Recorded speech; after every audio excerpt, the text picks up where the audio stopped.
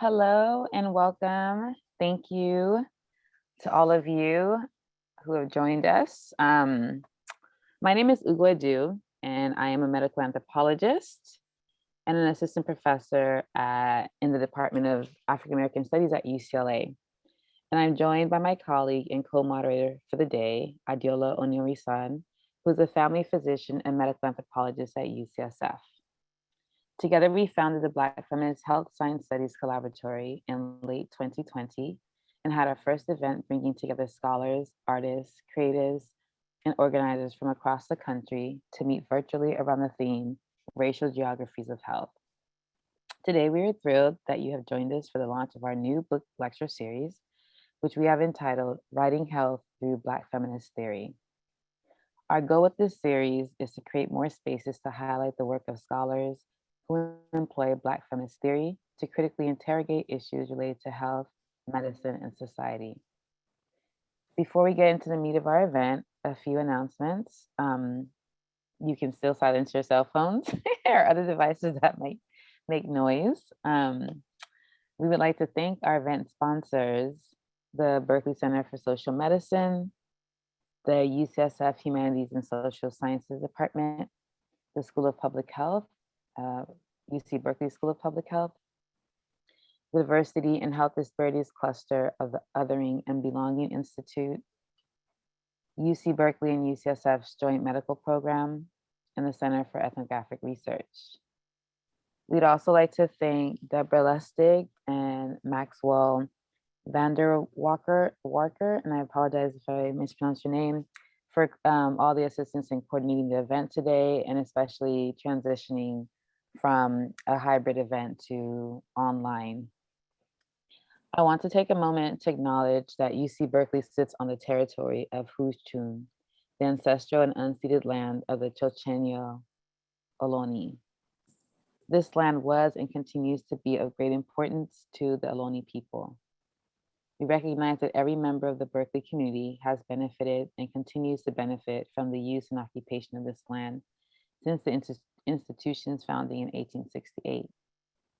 Consistent with the university values of community and diversity, we have a responsibility to acknowledge and make visible the university's relationship to Native peoples.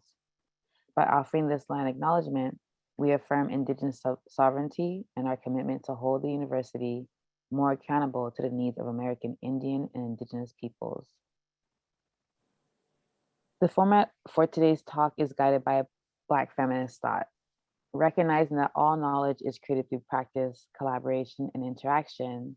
My co-moderator, Dr. Oni-Orisan, and I will engage our guests in discussion for about 40 minutes. Then we will open it up to questions from the audience. Please use the Q&A feature in Zoom. Thanks, Dr. Adu. And so it is my immense pleasure that I get to introduce you to our two panelists. I'll start with Nessette Falu. Dr. Falu is an assistant professor of anthropology at the University of Central Florida.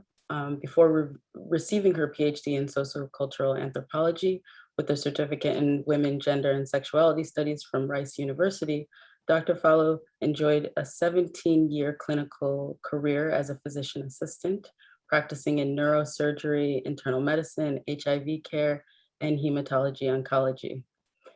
In addition, she earned her Master's of Divinity from New York Theological Seminary. This interdisciplinary grounding is evident in Dr. Falu's ambitious research endeavors situated at the intersection of medical anthropology, anthropology of ethics, queer anthropology, and humanities, and tackling questions concerning gynecology, affect, sexuality and gender, lesbian praxis, racial capitalism, African diasporic religiosities, and human bioenergy at sites in both the United States and Brazil. Prior to joining the UCF faculty in 2017, she completed a 2016 to 2017 postdoctoral fellowship in the Institute for Research of the African Diaspora in the Americas and Caribbean at the Graduate Center, City University of New York. She was also a visiting scholar at Lehigh University in the Women and Gender and Sexuality Studies program. And finally, she was the 2013-2014 Sarah Petit Dissertation Fellow in LGBT Studies at Yale University. She has published articles in medical anthropology, feminist anthropology, and the Journal for Latin American and Caribbean Anthropology, among others. She will be talking today about her book manuscript, Unseen Flesh, Lesbian Worth-Making and Gynecological Trauma in Bahia, which is forthcoming from Duke University Press. The book examines Black lesbians' negative affective experiences caused by entrenched intersectional prejudice within gynecology in Brazil. Through rich storytelling, Dr. Falu illuminates processes of worth-making that Black lesbians engage in as a form of resistance to gynotrauma, which she uses to describe the diverse forms of harm that begin in the gynecological room and extend outward into the lives of Black women and gender non-conforming individuals in Brazil. Dr. Falu is also in the process of completing a short film based on this project, which is currently in post-production. Please join me in welcoming Dr. Falu. Next, I would like to introduce James Doucet-Battle. Dr. Doucet-Battle is an assistant professor of sociology at the University of California in Santa Cruz. He received his master's in socio-cultural anthropology right here at UC Berkeley and continued on to complete his PhD in the UC Berkeley-UC San Francisco Joint Medical Anthropology Program. Dr. Doucet-Battle's ethnographic work analyzes the everyday practices through which both health disparities and their remedial projects are created.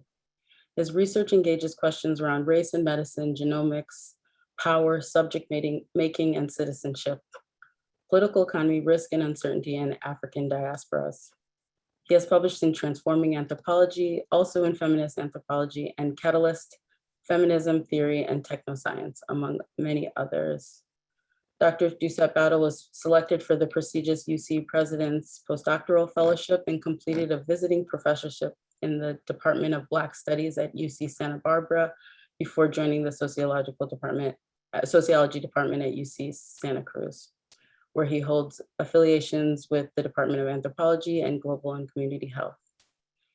He will be discussing his book, Sweetness in the Blood, Race, Risk, and Type 2 Diabetes, which was published by the University of Minnesota Press last year.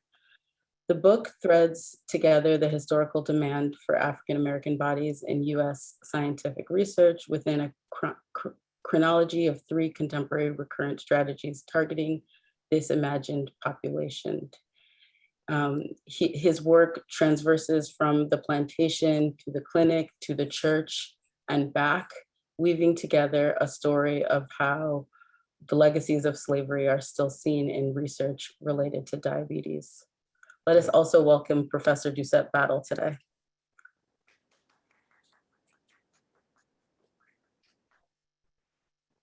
So I wanted to begin with a question, and this is an opportunity for you to kind of tell us a little bit about the key arguments in your text also, but if you could tell us about the path that brought you to this research. What are the questions, the problems, and or silences that motivated your work?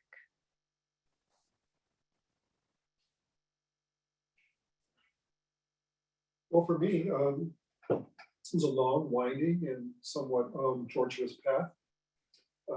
My project initially sought to investigate type 2 diabetes within the African American community writ large.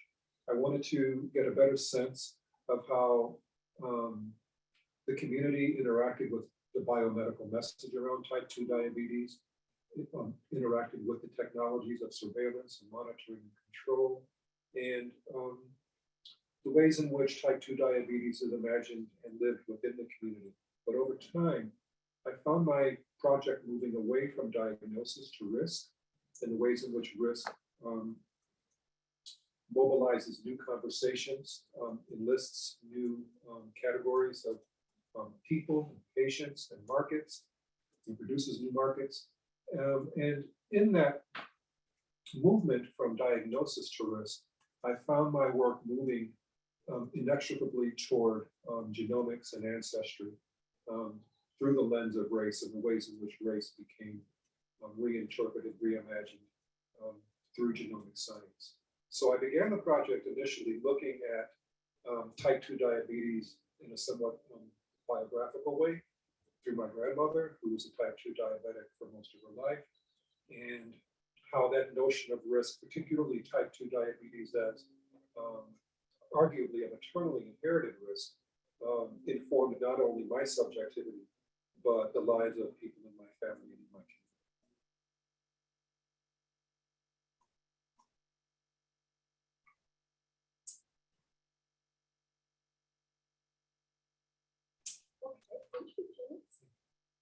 For that sharing. I just want to take less than a minute to thank Dr. Ugo Edu and Dr. Adeola Oni-Orisan for this invitation on behalf of Black Feminist Health Science Studies Collaboratory, and Deborah Friedman and Maxwell Vanderwalker for all the work, right, in organizing this, and to Berkeley Center for Social Medicine and all the sponsors. So thank you so much for making this space, for allowing these very, very urgent conversations with Dr. James Battle. So thank you, such a pleasure. Okay, I will also try to be brief. But I will actually start from a different kind of angle than shared by my colleague here. So silences was the provocation for getting me to this path. I, as a graduate student in Houston at Rice, I was working part-time as a physician assistant in HIV clinic. And it was actually the first time that I worked outpatient. And it was in those clinical spaces that I started to pay attention to the kind of social world that that people bring into that very interaction medical space, literally inside of the examination room, where I was treating many Black and brown folks of both men, women, of their various sexualities. And so that said, I doing a lot of deconstructing and unpacking of social issues in that space, it kind of became a think tank for me. And at the same time, the Zuna Institute published in 2010 a Black lesbian national survey that they actually titled Black Lesbians Matter in 2010. And the combination of those things actually changed my project to the focus of gynecology. So I became really interested in the invisibility, as from what the term invisibility from my own lens of Black lesbians' experiences in clinical spaces. So it was a result of being in that medical space in the HIV clinic, and also these kind of discourses that were coming out, giving attention to Black lesbians in multiple parts of their well-being, and not just health. So really it opened up a Pandora box when I began to do early field work in Brazil, compared to early field work that I did on the topic of Black lesbians experiences within gynecological spaces in the US as well. And so the comparative for the preliminary work was really, there was a level of intensity around, filled with anguish and rage through Brazilian Black lesbians about in their articulating of the experiences personally, but also like at large. And this is that was my pathway into this research, where I decided to just focus on Brazil, which is, the book argues, the kind of, and that was an evolution, right, which I can share later as well, this argument of how they incrementally enforce their well-being into, within this kind of intimate violence in gynecology. These experiences that are intimate, that we don't regard them as violence, but in how those experiences steer them, right, to kind of evaluate, protect, and chart their well-being within those spaces. And so, yeah, and that I will leave it at that. So we can get some more. Thank you. I think when you were talking, James, I was thinking of how much when I was reading your book, I felt that you show up in different ways in your writing and in your work, and and actually both of you have used your personal experiences as an entree into this work. And so I'd like to hear about that, but I'd also like to hear about your approaches methodologically. James, you have a sort of impressive multi-sited approach to fieldwork. You were at UCSF Diabetes Teaching Center. You go to the Alameda Department of Public Health, to the biotech in Alameda, a biotech firm in Alameda, to multiple Black churches.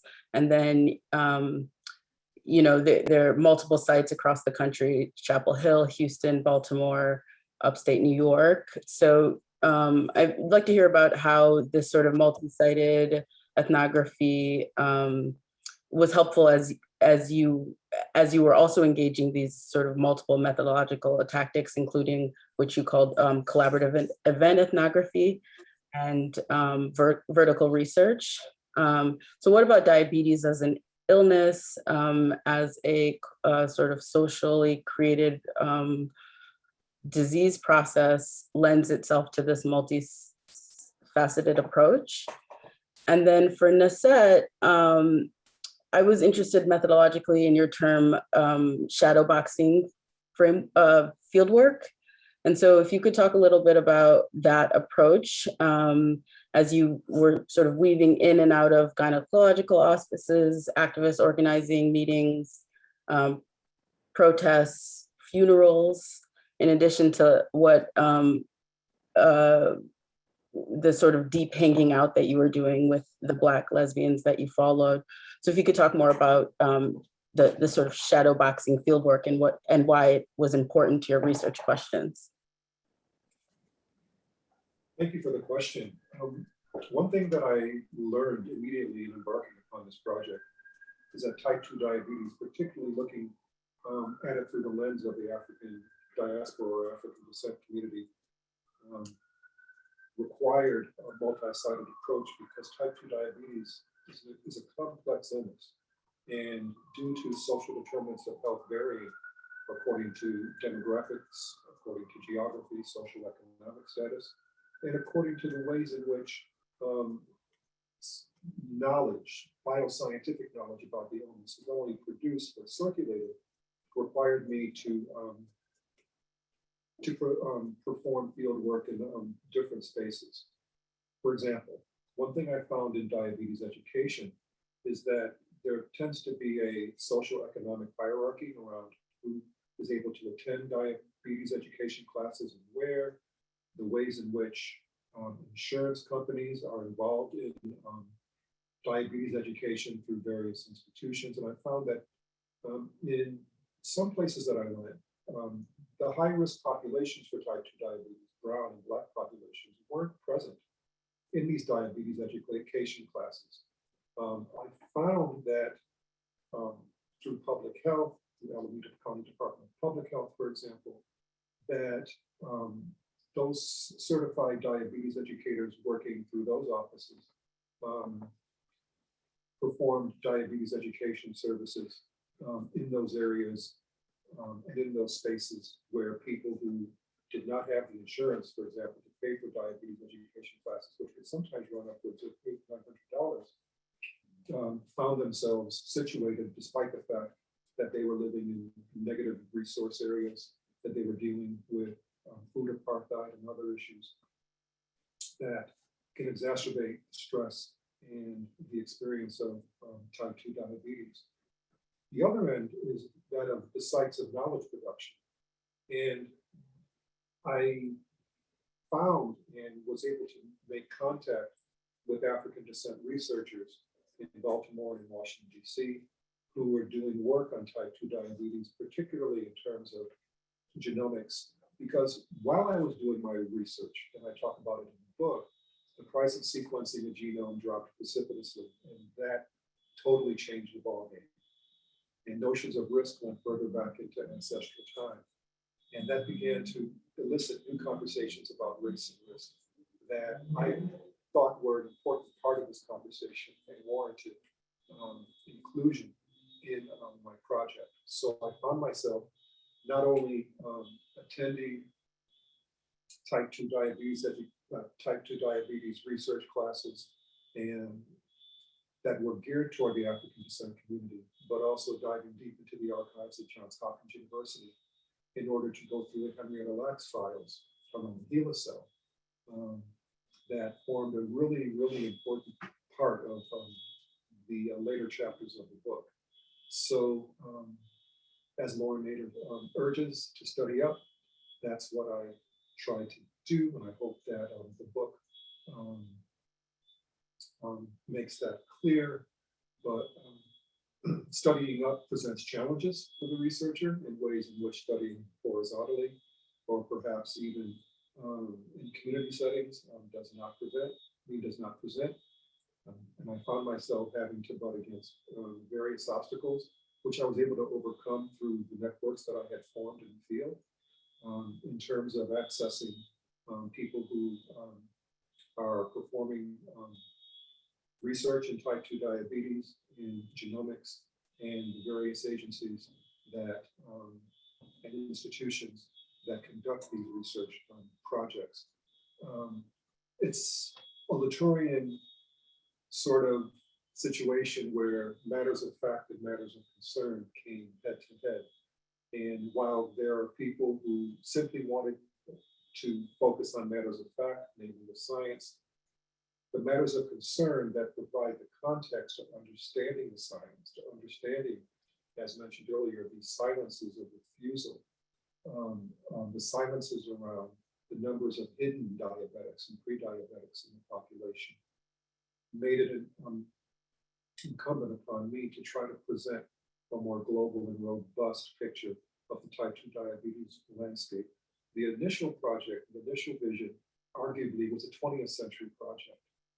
What happened with the sequencing of the, with the mapping of the human genome and the decreased costs of sequencing genomes brought it into the 21st century. And ethnography inevitably becomes historiography at some point. But at this particular moment, I found that this sequence of events, an important moment to document and to try to take an ethnographic snapshot of, in providing a fuller picture of the type 2 diabetes landscape today.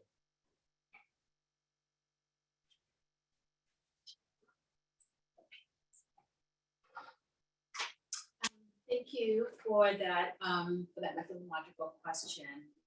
I will come at it from to kind of I don't know, somehow I'm thinking and reflecting about my work, which I find it so healthy. Thank you for this opportunity. Like returning back to praxis. Before the term shadowboxing kind of becomes a term that I hold on to, that I was able to connect my methodological experiences and paths to, which is, rooted in the radical feminist traditions, in a term that Georgine picks up in their work.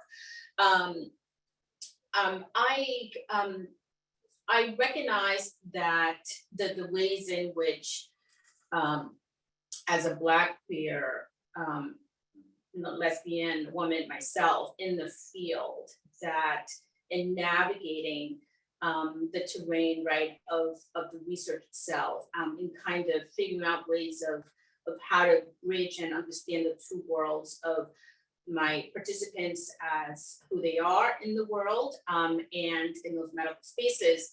I was experiencing what it means to be a Black body, Black female body in a shadow box, right?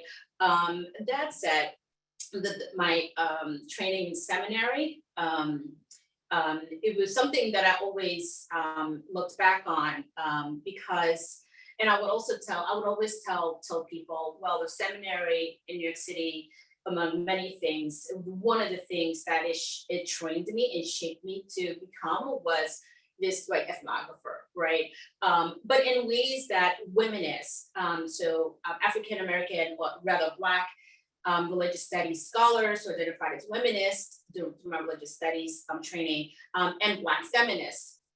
Before even starting doctoral work in the field, you know, I was already kind of oriented to doing ethnography and the Black feminist traditions of care, right? So of holding space, in ways that there's care, right? Like that we're promoting care, that we are celebrating and honoring emotional space, and you know, their corporal, like kind of like being in your body, spinning your body, and so forth. And so I would say that there was a kind of a skill of discernment that I took with me into the field, that was both practical, both and even scholarly, right? Through kind of learning how womenist and Black feminists in religious studies did ethnographic work of Black women's lives and research. That said,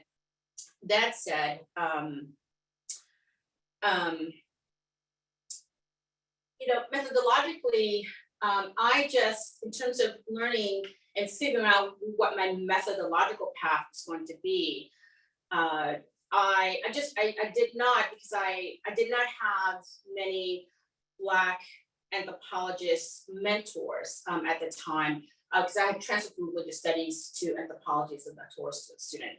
That said, it really, fieldwork for me was really make the ethnography what it needed to be. And so the word literally of what it means to navigate the field kind of translated into centering literally how my participants and the women and the Black lesbians I followed, how they navigated, right? So I would follow the paths of how women were navigating their lives, and that was my methodological path, right? So in that sense, it was clear to me that in respecting the privacy, right, of their gynecological visits, because I actually although I kind of wanted to, and I do write in the book, actually, I have an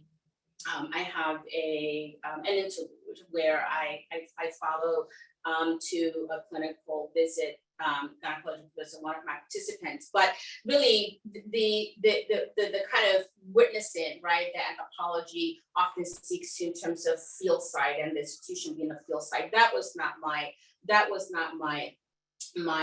focus or even main interest. The focus was, how are these women or Black queer folks,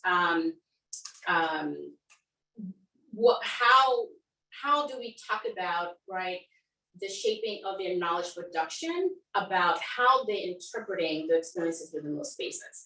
And so that allowed me to make Salvador, Bahia, which is where my site is in Brazil, really a field site. The city, right, became my field site, primarily because, so prejudice, right, is a term that for them, right, for them came up a lot, right, during the research. Well, you know, the best ways in which we understand systemic power and how that's tracked into institutional spaces, and really institutionalized structural violence, is to really study how that is happening in the world.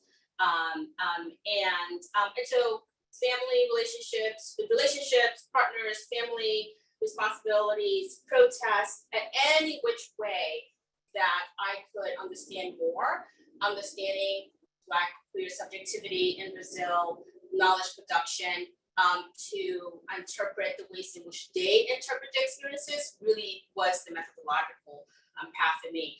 And in many ways that is shadow boxing, right? Because of the erasures and invisibilities of struggles and of navigating life and making Black lives and staying alive and contesting death and all of these that it's that already the burdens, right, that are kind of superimposed by the traumas that occur in institutional spaces, you know, is already, right, kind of occurring within the shadow box, within it, in the kind of shadow boxing, right, kind of experience, if you will. And as a open, again, Black, queer, you know, woman with my interlocutors, I was able to really witness and feel, right, that sense of shadow boxing. So that's where I hinge on the term shadow boxing for me. And if I could add, thank you, that was really rich. In terms of the field, in terms of shadowing in the field, one thing that I found in my work is that we have a professional set of actors known as certified diabetes educators who are charged with going out into the community, first of all, imagining the community in an Andersonian sense, and going out there and doing that particular type of work with a certain understanding about the community that they seek to engage, or the communities that they seek to engage.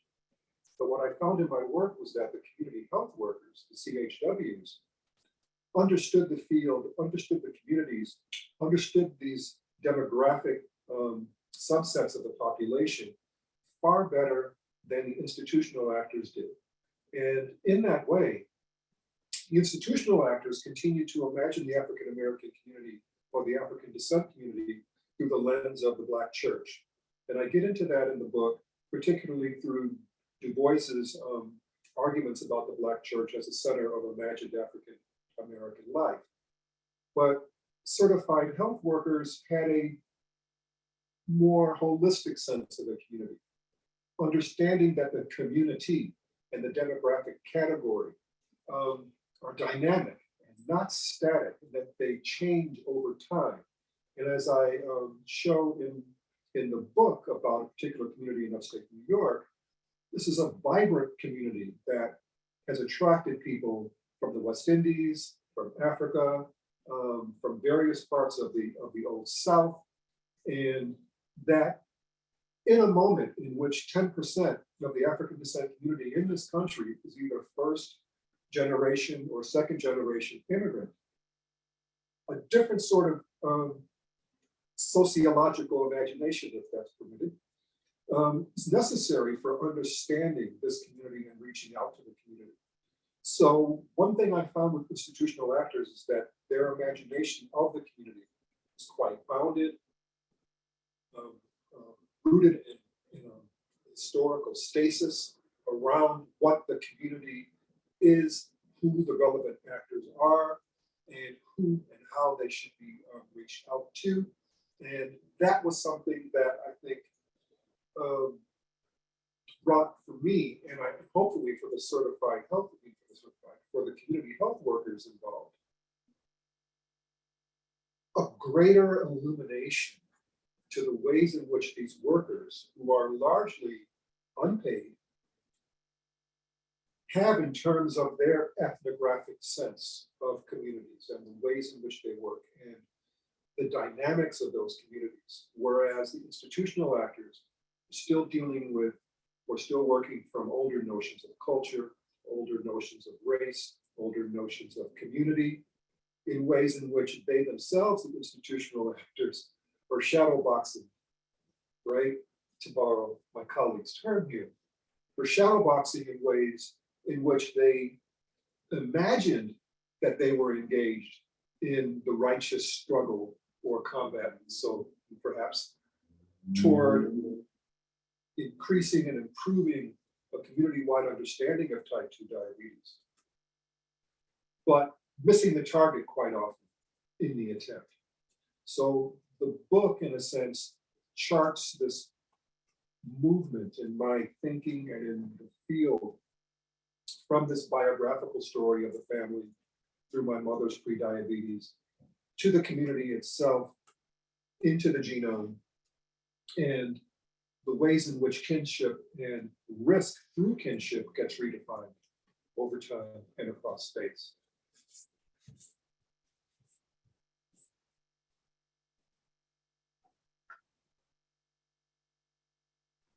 Wow, thank you both. I wondered, because Nessette talked a little bit about the Black feminists that kind of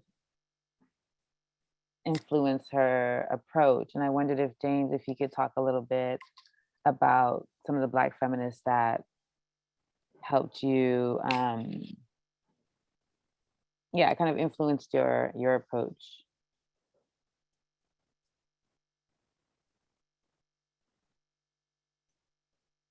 Well,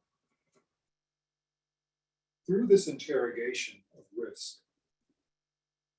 and its 21st century interpolation through genomics, my work took me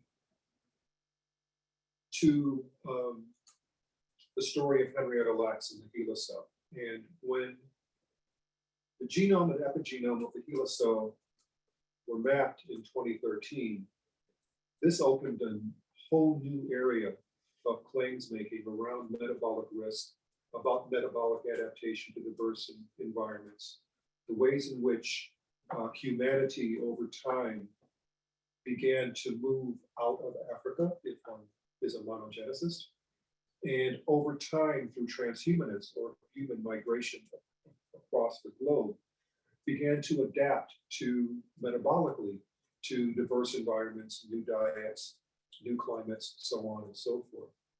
So the HeLa cell and its mapping portended to create new stories, new claims makings around that risk. So inexorably, my work found itself moving toward Black feminist work, searching for lenses to try to better understand this nascent phenomenon. So I found myself delving into fiction. I found myself reading, once again, Toni Morrison's work. And this brought me also to Portia Spillers and Saidia Hartman, trying to understand what mother loss and the decipherability of Black flesh means in this context. This was a completely unforeseen movement or foray into this area of scholarship, but I couldn't have effected the project successfully without it. So over time, I found myself bringing in other scholars such as Carla F.C. Holloway, Patricia Williams, Evelyn Hammonds, others who may or may not self-identify as Black feminist scholars, but nevertheless, their thinking proved interstitial to my work and to my analysis. And once again, I don't think that the work would have emerged in the way that it did without that interrogation, without that foray into that scholarship.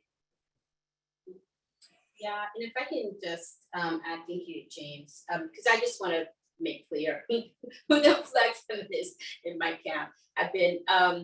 Just methodologically, right? I was just thinking about, who was I already before I kind of become an anthropology grad student in particular. Like I say, was initially a religious studies doctoral student at Rice. With Tracy West, right, who's a Black feminist, professor of ethics and theology at Drew, is one of those key influencers for me. But let's be also clear that, so I have a big jump, right, learning curve. 2010, I'm in anthropology, I go into the field, 2012, 2 years. So I had to quickly start, who everyone was in ABA, but I would meet Kia Codwell and Erica Williams at the National Women's Studies Association. And lucky for me, I even came across them in the field. And so they become the first Black feminists in anthropology. who are starting, right, who are helping me kind of like shaping who I am. I'm doing field work and thinking theoretically. But Gloria Becker is the first person, right, who both field and theoretically is that Black feminist to me. And then there's a distinction, right, in who are the Black feminists shaping me in the field for field work and also in the writing. The writing is Audre Lorde, Zonia Hurston, her essays really in particular, Cheryl Clark, Bell Hooks, Gloria Becker, Donna Ayn Davis, Leith Mullins, and then Christian Smith work along with other. So for me, that's the name calling that I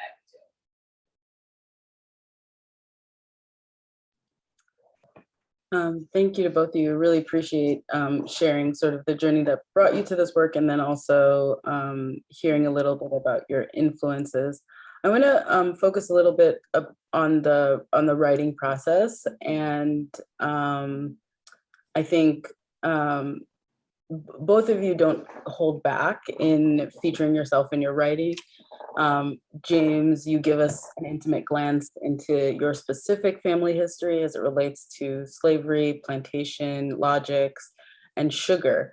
And so, and experiences of diabetes and the disease processes of type 2 diabetes. And in particular, using sugar as a symbolic and social artifact, and also the ways that sugar is sort of part of this of racial capitalism, and part of this process of both racial capitalism and also this ongoing sort of medical research or diabetes medical research industrial complex that you allude to. And then Nessette, you reveal the details of your own experiences with gynecological intervention as a patient and how this drew you closer to your participants. So I wanted to give you both an opportunity to talk about how you showed up in your own work in the writing process, and what was that for you? What was that like for you, both sort of academically and personally? And then specifically, Nessette, you speak about writing with fire, a reference to Jackie Alexander's work, and also ancestor work, which is in agreement with Savannah Shange's work. So I wanted to see if you could talk a little bit about that, and how you hope readers will engage with your writing.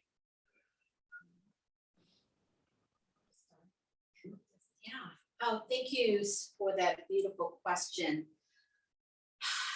Yeah, writing with fire. I intentionally decided to kind of invoke Jackie Alexander in the book, just in that section that you're talking about. Having also experienced Fire and Ink, which was because it has now it just now ended. This conference doesn't happen anymore, but it was a Black queer studies, a Black queer writers conference that would happen every other year. And I was at the second or third conference, which was my first, was actually in Austin. And I just remember driving to Austin from Houston. I couldn't wait to see all these Black queer artists and activists and writers at this conference. And I would say that transitioning as a writer from being a clinician, right, to now social sciences and humanities, which was really tough for me.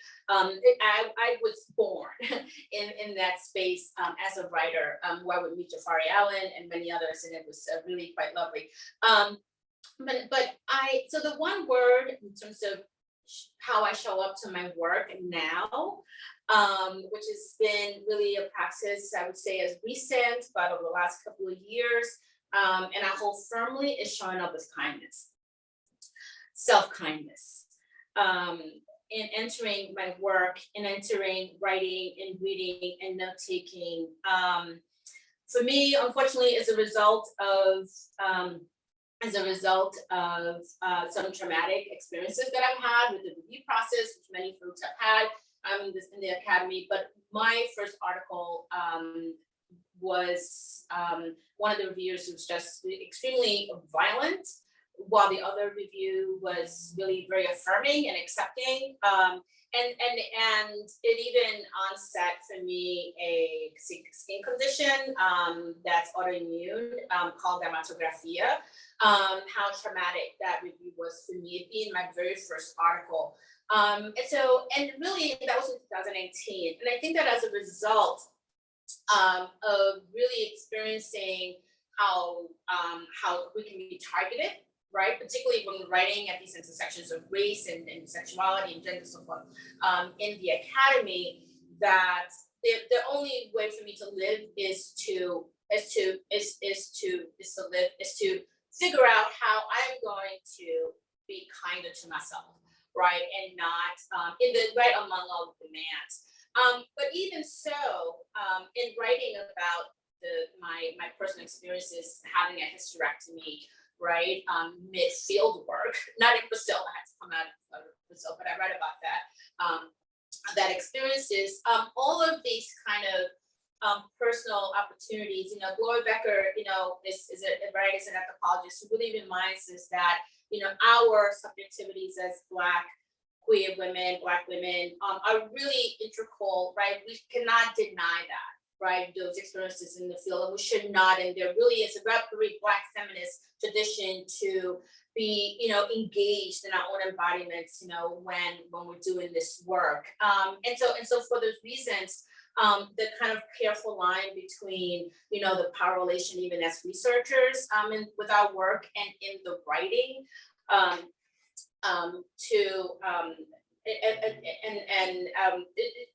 it should not be completely, it should not be separated, right, from how we exist sitting in the chair when we're writing. And so, but I think we kind of all know that, right? Like we kind of know that, but what does that mean in praxis? And for me, showing up with kindness, and so not pushing through any hesitation of my hysterectomy produced a transnational knowledge production that's viable, right? How I identify as a Black queer writer, that is viable, right? But even still, right? So, and again, right, in the kind of self-legitimizing, if you will, that we constantly have to do, right? Because of everything that's coming at us, reviewing our work. For me, right, that is how I show up to my work. I can say more, but I like to hear what James has to say. Thank you. In my case, the title of the book, Sweetness in the Blood, is a amalgamation of 3 works that have had an influence on me in my thinking around type 2 diabetes, around history, around the diaspora, around the relationship between the material and the subject and subsequent forms of affect. One is Sidney Mintz's Sweetness and Power, which had a tremendous effect on me in graduate school. Short, thin, a very thin tone, but extremely important to my thinking. I mean, it punches way above its weight. And the other book is Andrea Stewart's Sugar in the Blood, which is the story of a descendant from a plantation family, a person of color who descended from a plantation family in the West Indies, and the ways in which this interaction with history and the material and kinship and slavery and forms of inequality figured into not only her formation as an individual, but the formation of the society in which she grew up in. The third is Anthony Hatch's Blood Sugar, and the ways in which the notion of a racial metabolism is is addressed in that book, and I argue against a racial metabolism in my book. I bring in James Neal, I bring in anthropological arguments arguing against the biologization of race. So I argue that there's no racial metabolism.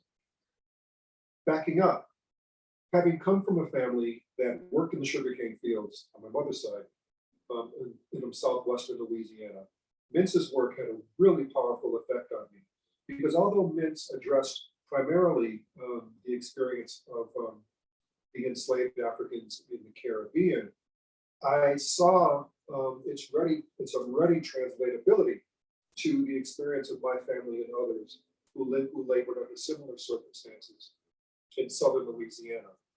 Paired together with the French Creole language, there are these connections to Haiti, not only linguistically, but also in terms of the economic botany of the forms of sugarcane that were developed in Haiti that were able to withstand the infrequent cold snaps that would descend periodically upon southwestern Louisiana. So for me and in my work, this became a situation where I had to argue against bounded notions of a certain African-American studies and embrace a diasporic understanding of what it means to be an African descendant in the Western Hemisphere. So Jacqueline Nassy Brown's work was extremely useful in deconstructing this notion of bounded nationalisms through which certain articulations of Blackness have been co-opted by the nation state, not only in the US, but also in the Caribbean as well.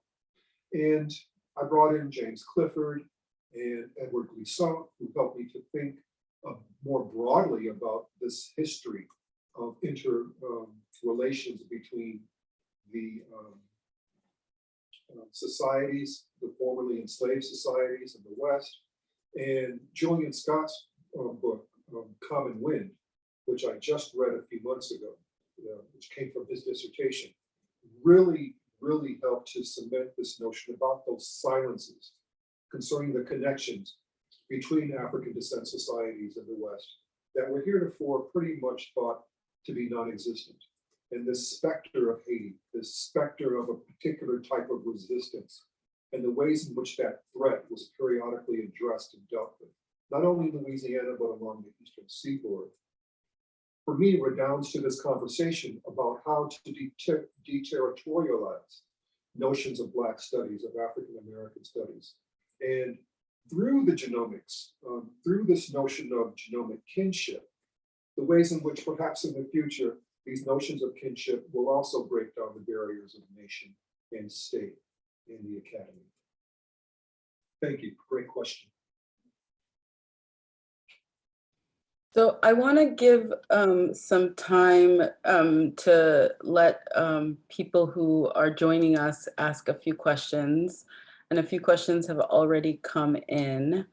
The first is from Daphne Scott Henderson, who writes, for Dr. Falu, as a Black lesbian who is a first-year PhD student and is very interested in examining intraracial health and healthcare disparities affecting lesbian identified African-American women, I'm curious about what made you focus on Brazilian Black lesbians versus Black lesbians in the US.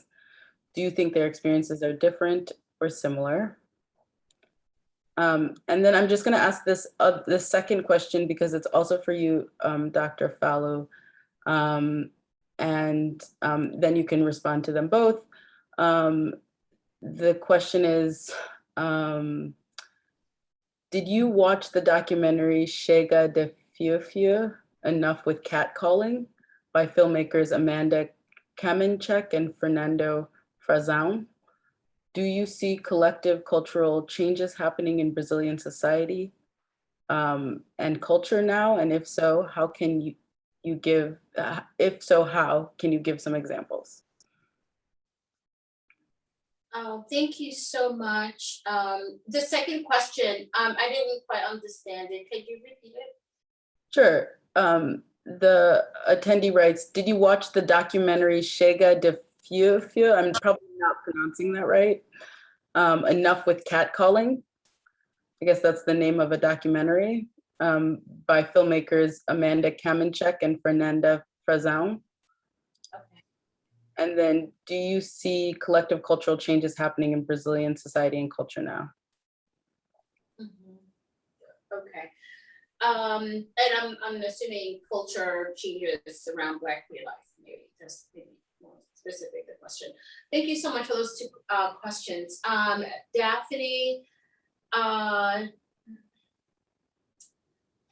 so your work is very, very fascinating. Would love to keep chatting with you, so please find me.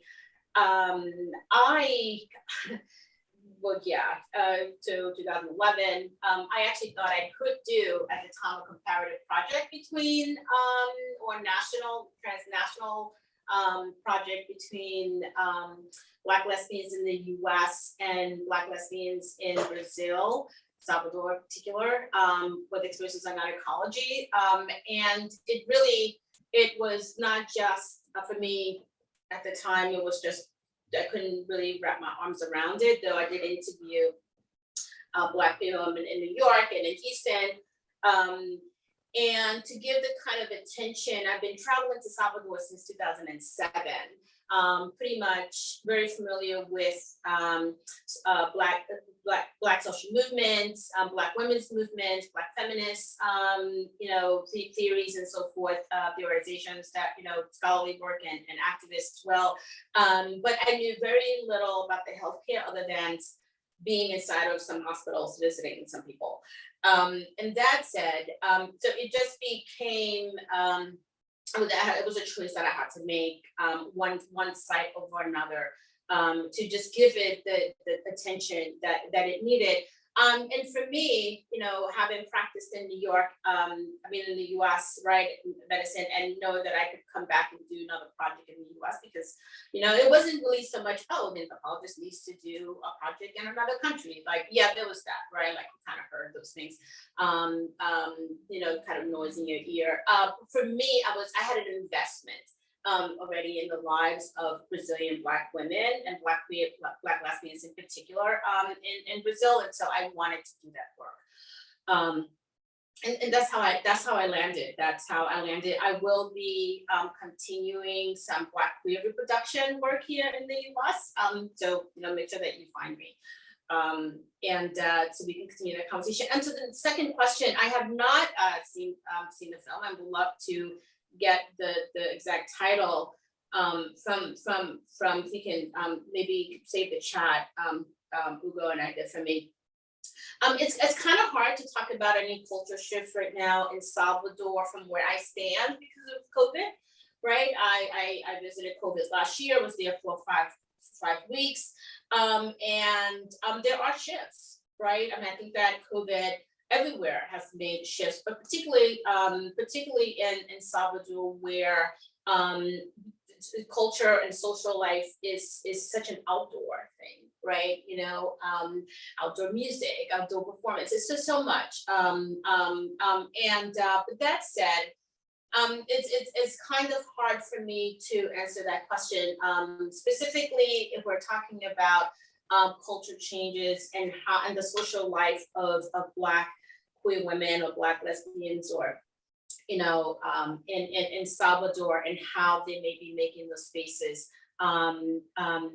In my book, I talk about one of very few spaces where monthly gatherings of creative expression, and those kind of spaces existed, over the years there, far and few in between for Black queer women, in terms of small social spaces to gather, that are kind of like designated, this is where we're all gonna gather.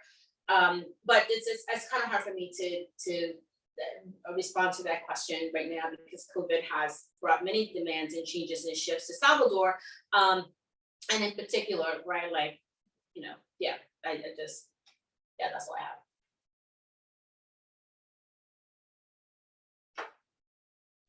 Seems there's a question in the chat for Dr. Doucet-Battle.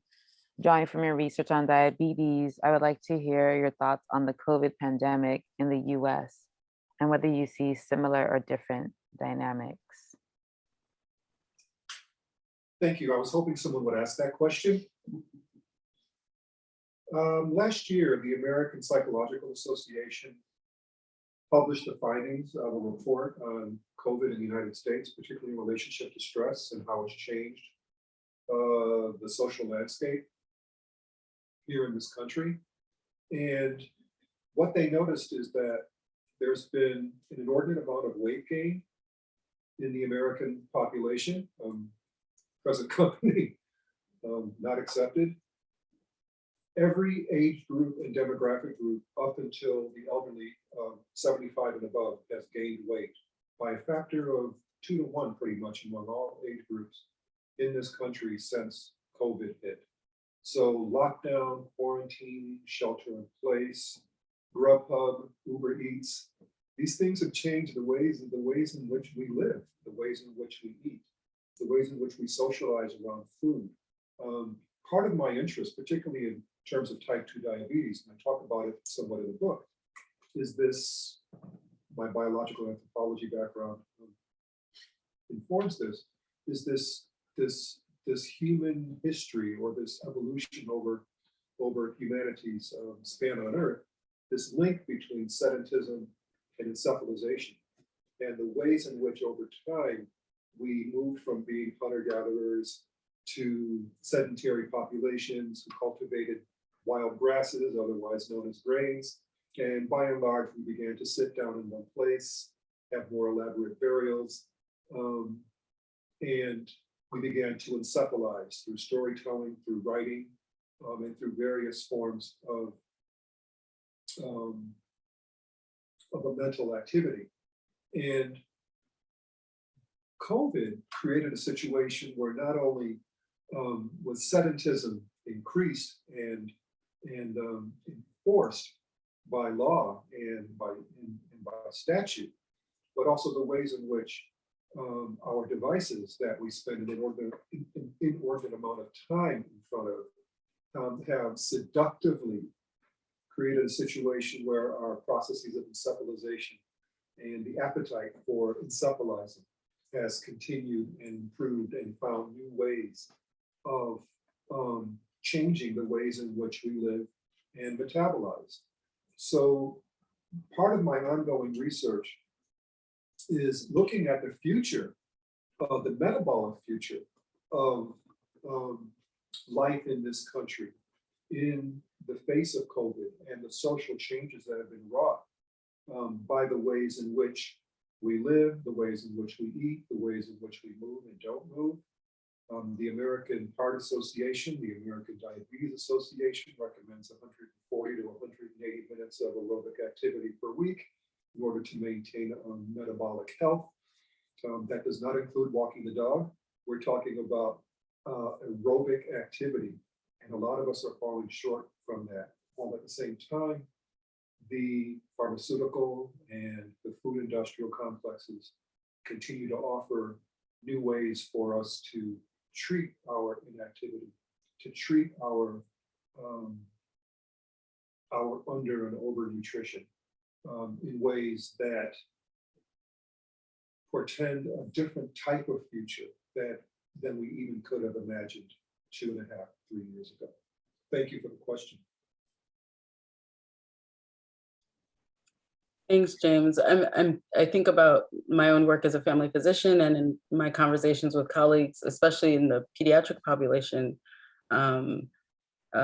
Not only has there been weight gain, but there's been increase in diagnosis of type 2 diabetes in the wake of COVID. And so those are really important insights. We have a question for you, James, from Stephen Small. He writes, "Thank you both and the moderators for this stimulating conversation and key insights. James, can you say a bit more about Nassie Brown and the issues of bounded identities and the state?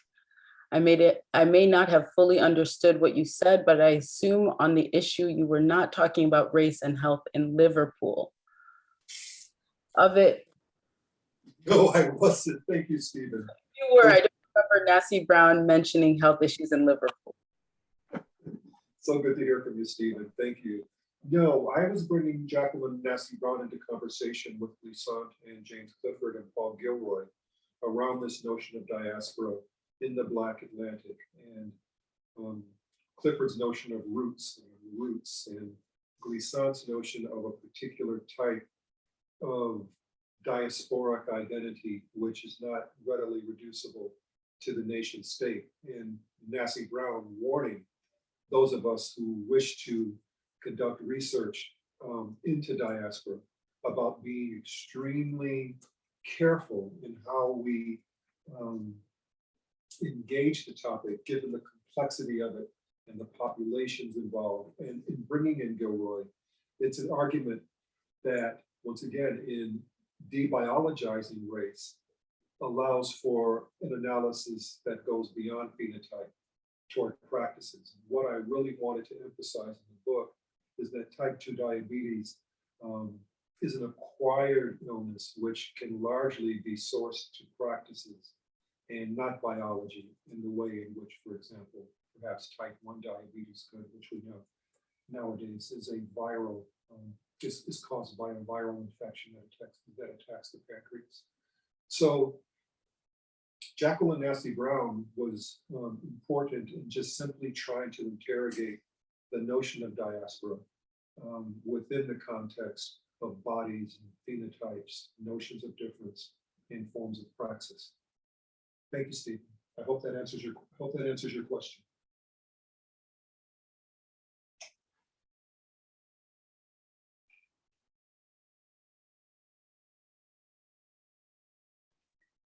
I see a hand raised. I don't know if that can happen. But so a question from Dr. Charles Briggs is, what are the audiences you want to reach with your books, and what do you want them to do differently? And I'm just going to add on specifically for you, James, what I found so in my other role as a physician, what I found so thrilling about your book was a succinct challenge to race-based medicine. So I think we would be remiss to not hear a little bit about that in your response today too.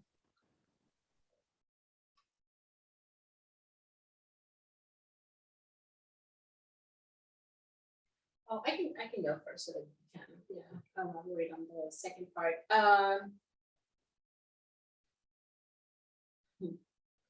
It's funny. I was once asked. I had a book conference for this manuscript before I submitted the first manuscript for review to the press, and I was asked by the fabulous people that were at this book conference that who would be my audience, and I asked them, can I be honest? And they was like, of course, absolutely.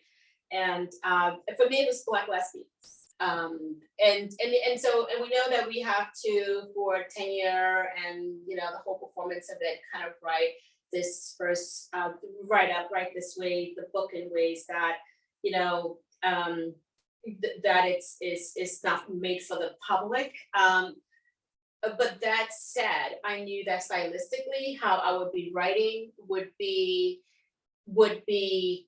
kinder, right, in many ways, to the storytelling, right, and the kind of thinking, and in really truly centering the knowledge production of my participants in that way, where I can envision this is a book that, yes, I'm writing for the academy in many ways, but it really is for them, right? Because yes, it's about them, but it really is for them. And so, but in that sense, also as an audience, they,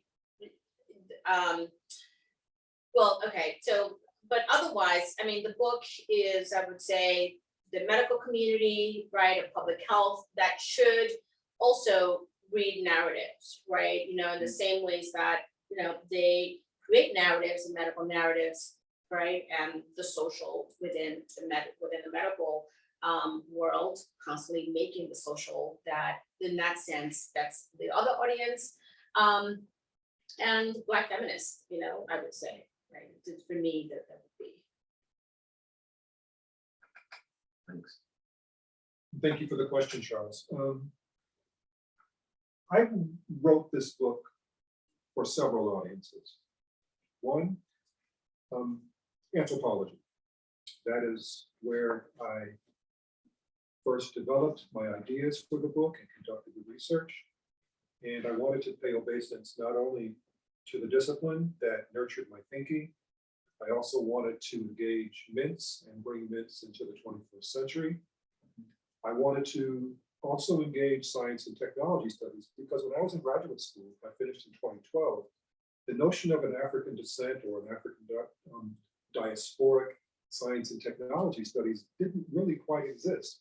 Now we're sort of forming a nexus. And those of you who are interviewing me as well, I mean, us as well, Ugo and Adeola and others, Victoria Massey, we're on the ground floor of building something in STS that is actually reflective of research among African diasporic populations.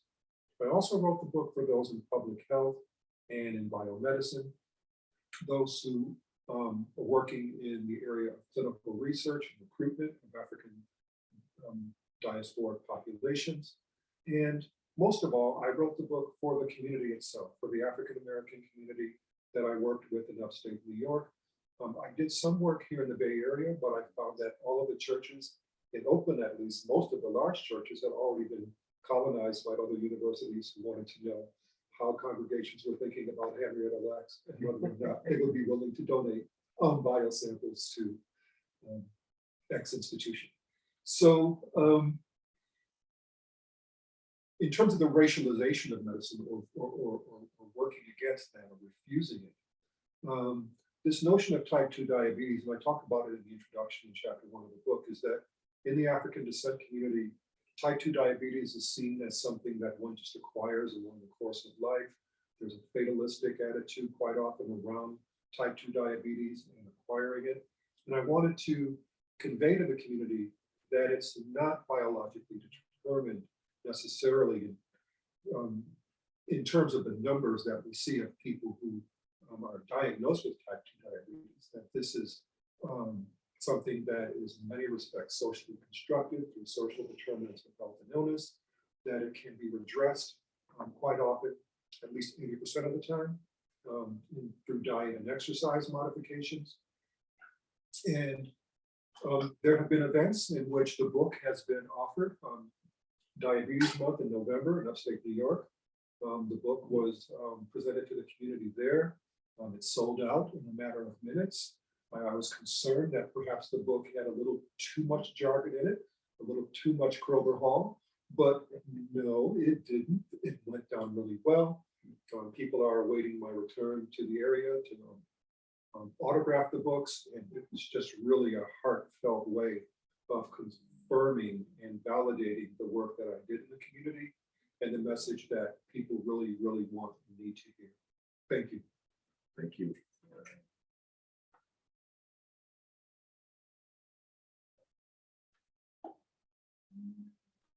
So there are a couple more questions in the chat, but I did want to give an opportunity for both Nessette and James to engage yourselves if you had any questions for each other, or if anything emerged from either of the responses, or your responses that you wanted to push a bit more. Yeah, no, I'm happy to take another question. I mean, if there's a question that the audience, unless James, you wanted to.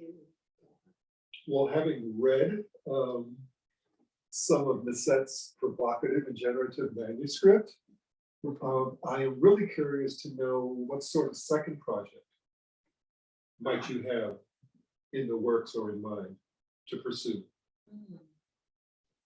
Yes, low battery.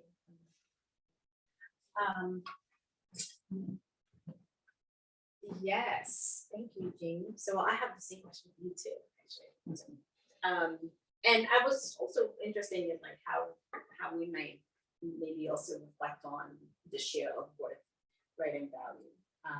Yeah, right, and I thought that was really well, this very immediate second project that I'm doing before I loop back to ethnography in that sense, which would be I'll be returning eventually to Brazilian Black lesbians' experiences with reproductive cancer in Brazil. I am really committed to that based on some experiences that I had in Brazil. The very next immediate project is taking a slightly different turn. It's a study of sexual violence in medicine, not literally in the history and by physicians, and not just like in sport medicine physicians, but literally a whole long history of sexual violence by physicians through a Black feminist lens. And that's going to kind of really one of the goals is to kind of figure out a way to expose the racial dynamics of this, but how these predatory logics, sexual predatory logics, are really really tied to the sexual violence socio-historically of Black bodies in the US, that so much, right, kind of has structured the system of medicine, you know, in this kind of institutional way. The very easy practices of concealing and hiding and covering up and, you know, reporting and so forth and so on. Yeah, so that's my very next meeting. That's the book that I'm already collecting data on and that I should be ready to take on pretty soon.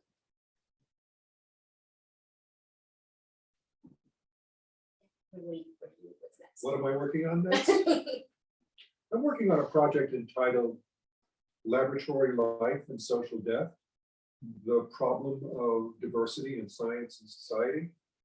And I'm looking at the demand for sub-Saharan African DNA among researchers who are seeking to build genomic reference libraries to offset the predominance of mostly Euro-American samples in biobanks. And I'm looking at how the scientific demand for sub-Saharan African diversity is running counter to ethno-nationalist refusals to diversity within nation states in the global north.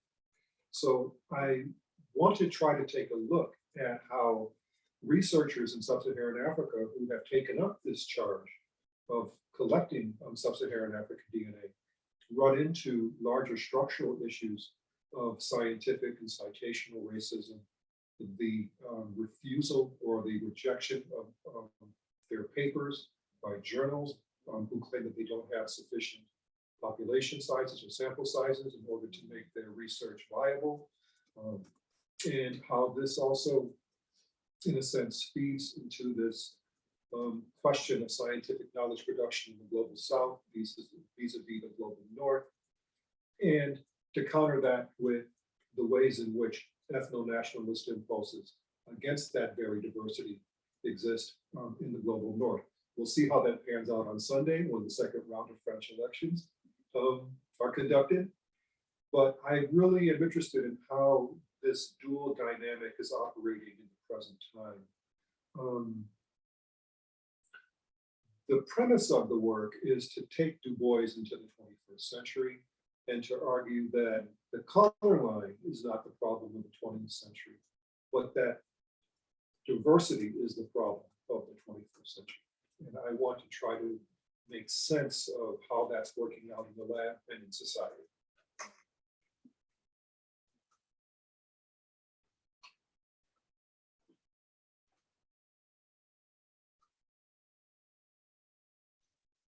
Thank you so much. I think we're running close to time. So I just wanted to see if Nessette and James had any last thoughts for us. And then I think we'll have to close after that. Well, I'd like to thank all the relevant parties and sponsors for inviting us to think together today. I can be reached. I'm more than welcome to continue this conversation via email or even Zoom if some of you would like to meet. jbattle@ucsc.edu. And I look forward to hopefully continuing this conversation as well. Thank you. Yes, and thank you so much. Just practice mindfulness. It's the work that has to be done, but to make sure that it's not at the sacrificial expense of your life.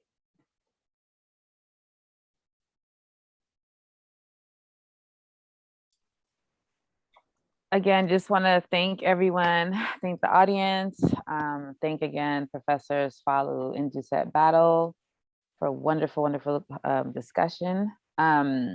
Please follow us, well, if you want to, follow us on social media at BFHSS Collab to stay updated on the next lecture in this series, which will take place at UCLA in the fall.